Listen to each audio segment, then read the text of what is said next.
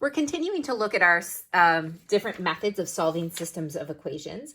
We've already looked at graphing and substitution, and now we are going to take a look at elimination. So in elimination, I am going to be adding or subtracting equations so that I eliminate one of the variables. So I am always allowed, a legal operation is that I am allowed to add and subtract operations.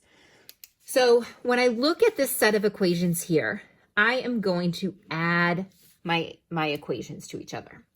So I'm going to step through this and I'm going to add my x's and I get 4x. I'm going to add my y's and I have positive 2y minus 2y.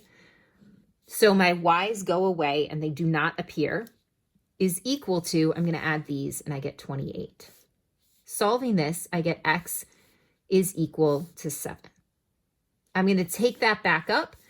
So I'm going to say that I'm going to go back up to this equation. So 7 minus 2y is equal to 11.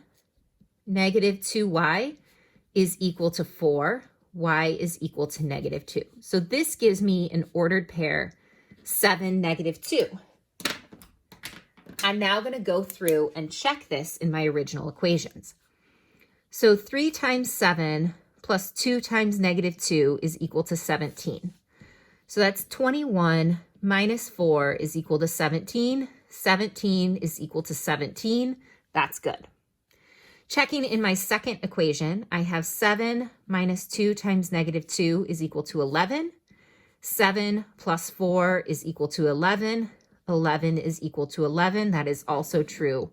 So that is my solution. When we start getting into situations where I don't have one variable that can conveniently be eliminated, I'm going to need to multiply one or both equations by a factor.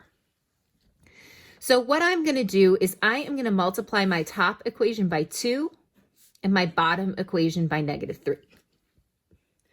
And what this looks like, so I'm going to multiply everything in my top equation by 2. So that means I have 6x minus 10y is equal to 12.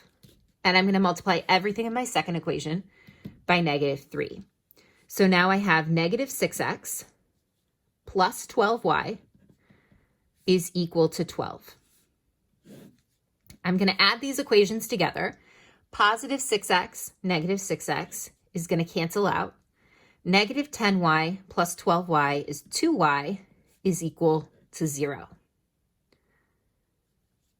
Dividing by, it's equal to 24, not 0.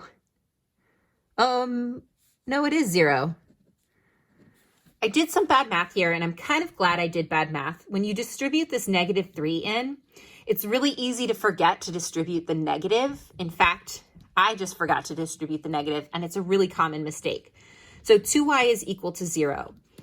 When we get to something like this, it's really easy to forget or to think that this means that we have a problem, when in reality, this just ends up being y is equal to 0. And 0 is a number, so we're okay with that. I still have my variable and I have a number.